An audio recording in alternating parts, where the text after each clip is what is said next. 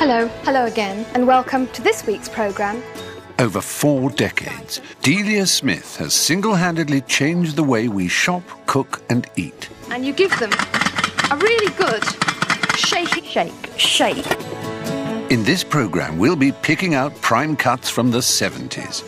A decade not noted for its taste in fashion or in food. Spam, eggs, spam, bacon and spam. But it was when Delia first appeared on our screens Hello, welcome to Family Fare. and was taken off our screens. The controller said, no, I don't want this on my channel because it's not sexy enough. Or I wasn't sexy enough. But at least one big gun at the BBC disagreed. Delia is beautiful in the kitchen and can cook as well. And there'll be a fresh look at some 70s recipes, with a classic coffee and walnut cake and a new twist for pork chops in a cream and mushroom sauce. Trust me, it's going to be wonderful.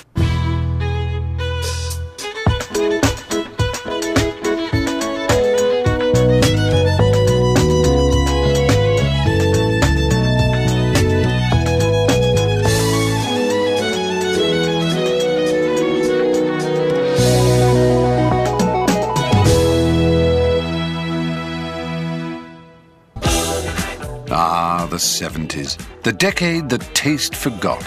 Style retired and bought itself a bungalow in Penge. Groomed and groovy left town at the end of the 60s, leaving their 70s counterparts flashy and hairy. It was all tank tops, flares and face fungus, and that was just the women. Having left school with no qualifications, Delia spent the 60s scratching a living with a series of temporary jobs before she finally got her big break. She landed the job as cookery writer on the new Daily Mirror weekly magazine. There was this newspaper selling 5 million copies a day. So this was quite a huge thing. I mean, I don't think I realised that at the time.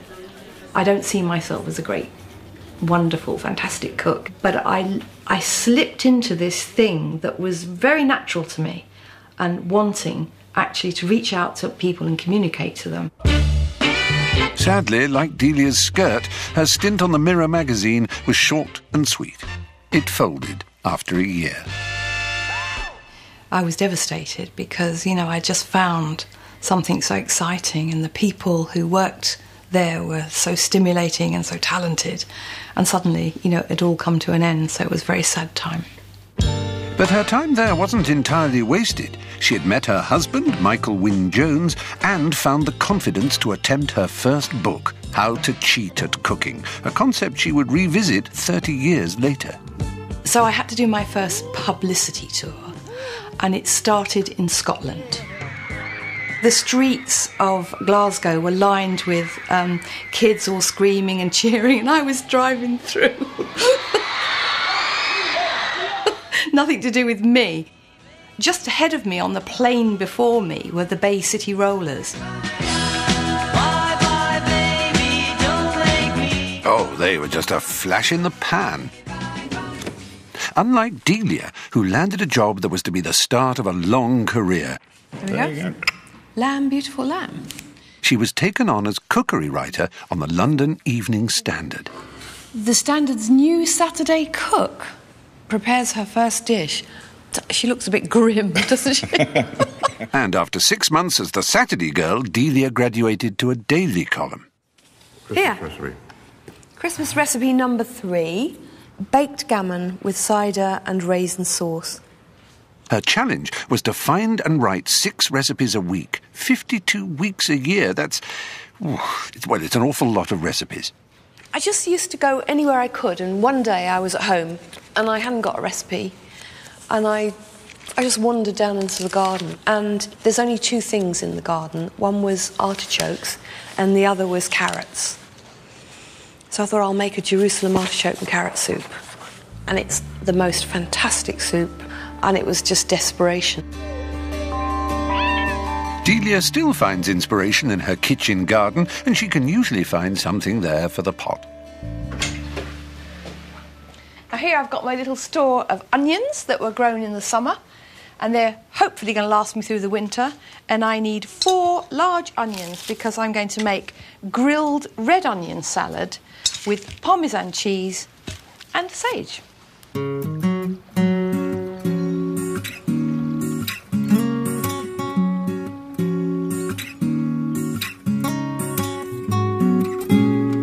This is really simple but unusual. First, cut the onions without peeling them into thick slices. Drizzle with olive oil and brush the oil all over. Add a good seasoning and place them under a hot grill for 20 minutes, turning them over at half-time. Meanwhile, take a potato peeler and make some very thin curls of Parmesan cheese. 5 minutes before the onions are ready, slide out the grill pan and place sage leaves first dipped in oil on top of the onions and allow them to crisp. Remove the onions, take off the papery skins round the edges and then allow them to cool. Toss some green salad leaves with a dressing made by combining oil and lemon juice. Arrange the onions on top. Sprinkle with more dressing, then finally add the Parmesan and serve the salad at room temperature. Grilled red onion salad with Parmesan cheese and sage.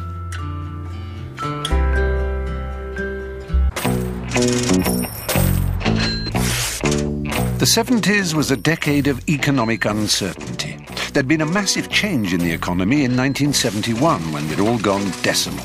This coincided with an oil crisis and trade union disputes leading to sharp rises in the rate of inflation. The cost of food went shooting up. It sparked off panic buying and hoarding of food, which in turn led to shortages. For anyone struggling to make ends meet, Delia was there with her new book, Frugal Food. But all the shortages didn't make her job on the Evening Standard any easier because she had to tell her readers where to source good ingredients. Quite a challenge in the 70s. This is Brewer Street, isn't it? In here somewhere used to be Raymond's Review Bar. Now they've got something called Spankorama, which is quite fascinating, isn't it, really? Yes, Delia did just say Spankorama. And walking the mean streets was quite an education. For me, the suppliers were people I always learned a lot from, a lot of information. You know, the butcher would talk to me about various cuts of meat. You know, it was just a wonderful time. Well, it's kind of what you'd call foodie paradise now. Outside of London, it was even harder to find choice ingredients, but nothing daunted, Delia decided to go on a road trip. I had a friend who was a photographer, and he and his wife, and Michael, my husband, and me, travelled the length and breadth of England and went to country inns and restaurants. And I'm so glad I did that, because in a way it was the most wonderful era in the 70s of gifted amateurs doing kind of home cooking where there wasn't any ego involved anywhere. It was real, true cooking. And I learnt so much by talking to the people. That trip highlighted talent outside of London, like pioneering hotelier John Tovey in the Lakes, who became a lifelong friend. And this is important, Delia, the texture. I've had this out for about an hour, and you can see it's quite impressionable. It was just a wonderful part of my own experience and growth, and I'm very grateful to have done it. Meanwhile, TV cooking was changing. In the early 70s, if you wanted a cookery show, they varied from the rough... Now, all this is to be beaten together... to the remedial. Now, I'm going to start by explaining the parts of the cooker to you. Yes. Mr. Barrett. The Yes. top here are the plates. This is for simmering and boiling. You know, you boiled an egg. Yes. And I'm going to show you how to simmer. Yes. Now, under But here- if your grandfather already knew how to suck eggs, then the only real choice was Fanny Craddock. She was a law unto herself and something of an acquired taste. Thank Thank you, my darling. Fanny always had assistants working with her, and she was very bossy to them. Would you take that for me, darling? Thank you very much. Now you bang that down. No, bang that. Sorry for that noise. She really knew about food and she really knew about cooking, but it was just this bizarre way it sort of came across. The seafood cocktail. And then straight into the duck. But rather like her eyebrows, Fanny's eccentricities had worn a bit thin. The powers that be wanted a change. Fanny's immediate boss, Betty White, got a call from her BBC bosses, which was overheard by a young producer and friend of Delia's on the very next desk. And I remember Betty putting the phone down and saying, "Oh, my goodness, they want a young British cook and I don't know any." And I said, "Well, there's this person I know called Delia Smith." 10, 9... I did a 10-minute try at showing people how to cook on television. And I won't ever understand why they gave me a series. I can't believe that they gave me a series because it felt like it was really, not very good. Well, it can't have been that bad because the BBC decided to go ahead in 1973 with a series of 8 short programmes called Family Fare. Now, have you all got your fingers crossed?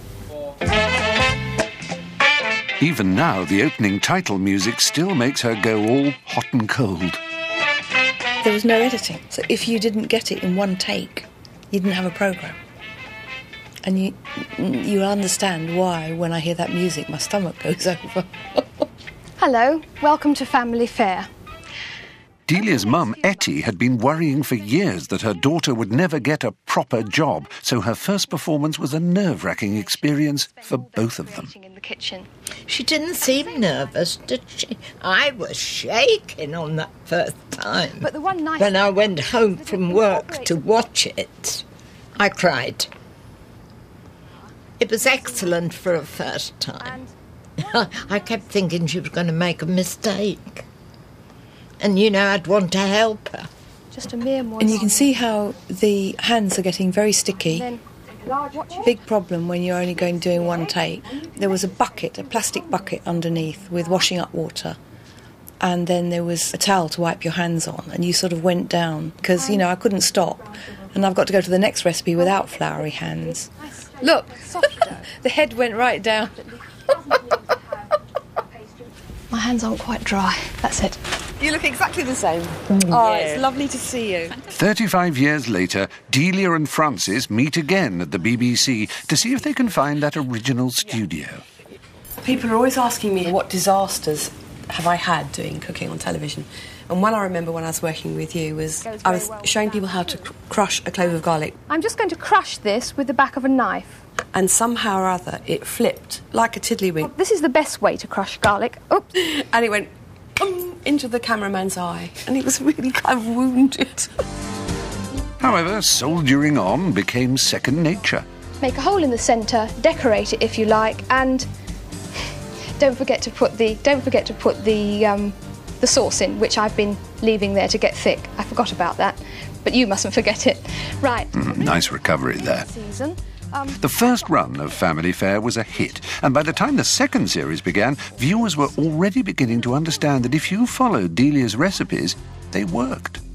Sizzling away quite happily in there. But even some of her vintage dishes, like pork chops in cream and mushrooms from the 70s, can be improved.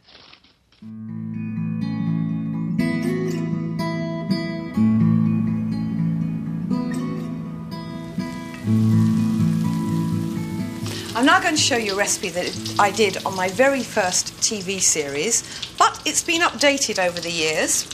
What I've been doing here is frying pork chops. This is the last one. It's just been browned slightly in butter. So I'm just going to take this one to join the rest. And what we've got here is 6 pork chops to serve 6 people. And the next thing I'm going to do is just put the pan back on the heat. What I'm now going to do is fry some mushrooms. The first 21st century ingredient that's going to make a difference to this are these, which are dried wild mushrooms. They're from Italy. They're called Porcini Mushrooms. They look a bit sort of woody and funny. But what you do is you put them in warm water for about 20 minutes. Once they've soaked up the water, they become softened and look a little bit more like proper mushrooms. Just chop these very roughly and then add them to the other mushrooms. And what they're going to do is really concentrate and heighten the mushroom flavour. We're going to kind of make a sauce that's going to go on top.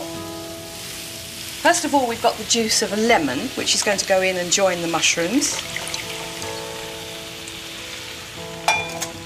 And then 1.5 tablespoons of flour. Doesn't matter how unpromising it all looks, it's going to be absolutely brilliant. So there we go, that's all we're going to do now. Take the mushrooms now to join the pork chops.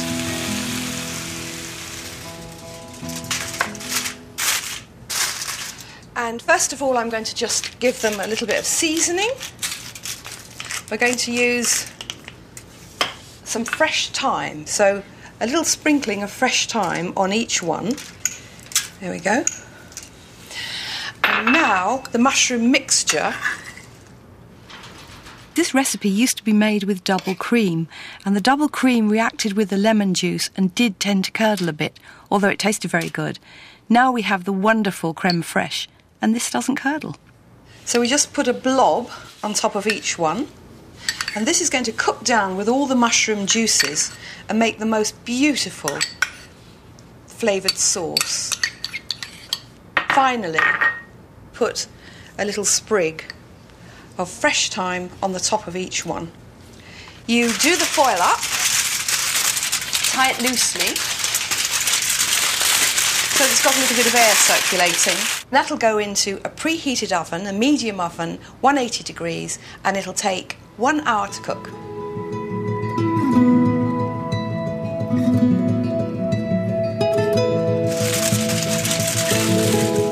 No worries about curdling now. However, even in the 70s, Delia had the solution to this problem. She recommended serving it by candlelight.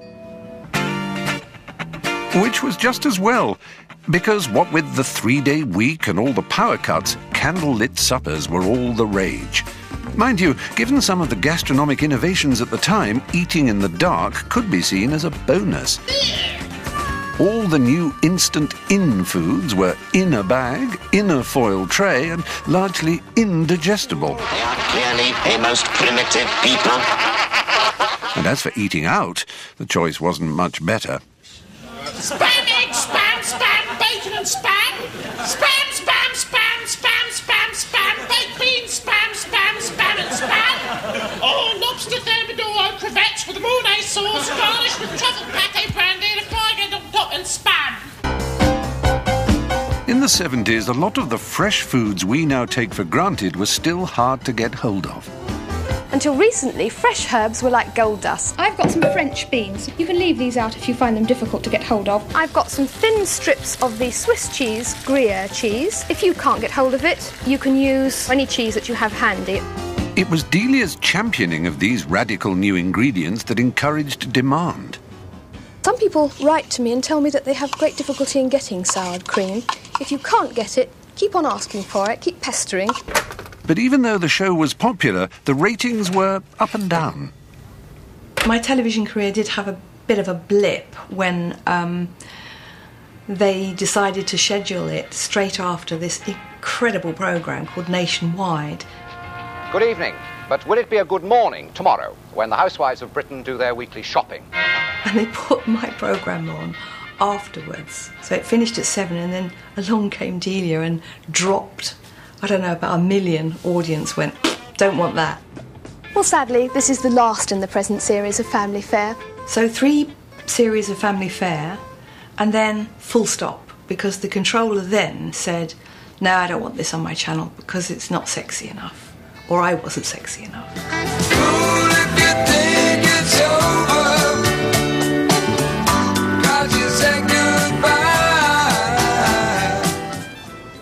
Being told that you're not sexy enough is a bit of a blow for anyone. But in a way, I suppose I kind of understood what he meant. So goodbye from me, God bless, and happy cooking. Delia made good use of her free time to write what would become the baking Bible for a new generation of 70s cooks. So I did a book of cakes. Went through the whole sort of gamut of baking cakes and biscuits, and that was a lot of fun. I really enjoyed it. The cry went up, let them eat cake, and hundreds and thousands heard it. Delia herself still opens it up regularly, and one of her favourite recipes from the 70s is the classic coffee and walnut cake.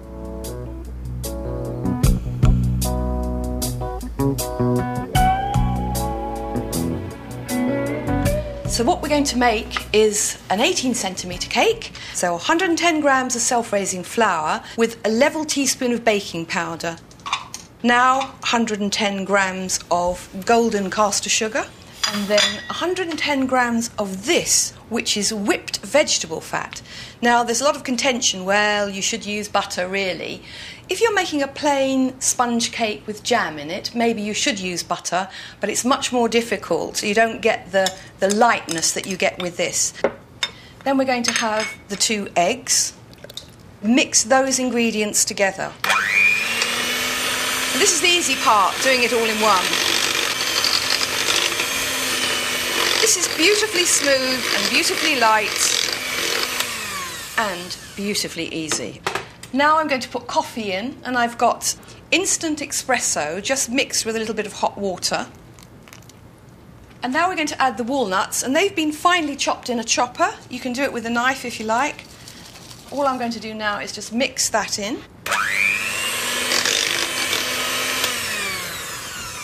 And then we need a spatula. Put half the mixture into one tin and half the mixture into another tin.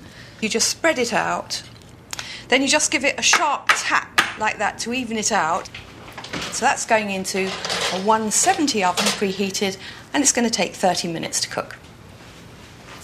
In 1977, I had to make a butter icing. Now, it was called mousseline icing, and it was quite difficult to make because you had to make a sugar syrup and you had to get the temperature right. But now we don't need any butter icing. We have this wonderful ingredient here called mascarpone. What I'm going to do is do the filling and the topping with this. So in my bowl now, I'm going to put the contents of a tub of mascarpone. Along with that, I'm going to put some sugar and some instant coffee. And then all I'm going to do now is just go in with a whisk and whisk that little lot together.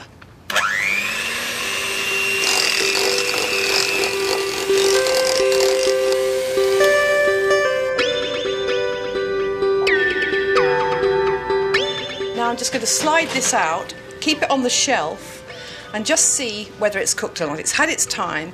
What we want to do is press it in the centre very lightly, and if it springs straight back, which that has, the cake is cooked.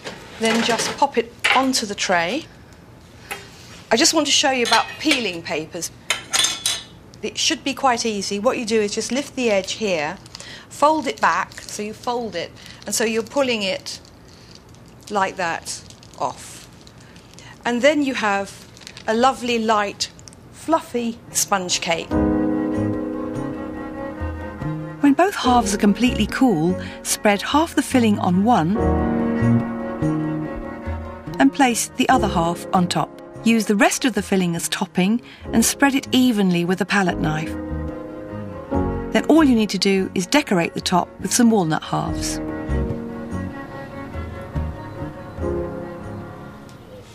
Do you want me to make your little sandwich? The 70s was all about cocktail parties and things on sticks. A little cheesy pineapple one, sir. Or fondues, and of course things on sticks to stick into it. Whatever you couldn't stick on a stick was stuck on a cracker. It was all very la-di-da, what with all that fine wine and sophisticated conversation. Have you always had a moustache? And there was always the chance to show off your new kitchen gadgets. Oh, and you've got one of these. Oh, the rotisserie? Yeah. Do you do chickens and things on it? Well, you can do. To be honest, I'm not much of a cook, so I haven't actually used it yet, but you can. But the ultimate in sophisticated elegance was the hostess trolley. You would wheel in the trolley and there would be some heat in it and everything would be sort of sitting all warm and pre-cooked, and that would be sort of, in some people's eyes, you know, quite a sort of smart thing to have. Despite all the advances in technology, there still wasn't a lot to watch on TV. With only 3 channels and broadcast hours strictly limited, competition for time slots was fierce. Entertainment was rationed. Education wasn't. It needed a big gun to think outside the box to get Delia back on it. And at the end of the 70s, the big gun in charge of BBC Two was a certain Mr. David Attenborough. In those days, the government restricted the number of hours that you were allowed to broadcast. But we had an exemption. If you could prove that a series was further education, then it was free of hours. So I was keen on doing that. And so I talked to the education guys and they said, do you think we could get away with it calling cooking educational? Well, since I can't cook a boiled egg, I said, yes, it's extremely educational. I really ought to know about it. And we said it was done very, very straightforwardly by a cook who really knew. I wasn't going to talk fancy stuff. I was going to talk about boiling eggs. And her name was Delia Smith. And we got it passed. 10. This would become the complete cookery course on BBC Two. But stop the clock. First, there were a few problems for Delia. They said, because it's education, you will have to abide by the education rules of writing. And there were various rules, like, I think Debbie still got the letter. She still got that. Where is it? Oh, here it is. At the end of the letter, there's a bit that I just love here. To these I should like to add a much tighter sentence structure, limited use of the word I, few colloquialisms, sparing use of very. And you must never do this, you must never do that, you must never do the other. And Debbie and I sat down and we kind of, you know, talked about it and said, can't do it. Just can't do it. She may have looked fresh-faced, but by this time Delia had the experience and the backbone to stand up to the BBC. There is no need to repeat how strongly both Delia and I feel about this. I.e., this was, I guess, a polite way, having had a long chat with her, of saying, look, if you cannot do it Delia's way, Delia can't do it. And then they said, well, can't we talk about it? And we talked about it, and we ummed and ahed, and we toed and froed, and in the end they agreed to let me write it in my own writing. Thank God. This turned out to be a momentous decision. Delia Smith's cookery course, written in her own style, was to become the culinary phenomenon of the decade. Welcome to the cookery course. I hope those of you who haven't had any experience of cooking at all are going to find a good basic groundwork here. But that's in the next programme, the 80s. The decade when Delia introduced us to the mysteries of pasta. And now I want to show you how to eat spaghetti. And she'll be making a classic dish from the time, spaghetti carbonara. There'll be a recipe for smoked fish soufflés and her utterly sinful squidgy chocolate log. That's all in the 80s, the decade when stocks went up and the wall came down. When phones were big and portions weren't. Frankie went to Hollywood. But it was Delia who topped the charts. So now I'm going to say goodbye. Thank you for joining me. God bless. Coming up here on BBC Two, the 70s get all sexed up and feminism changes the face of the British family next. While on BBC 4, real page-turners, secrets and revelations from Dear Diary.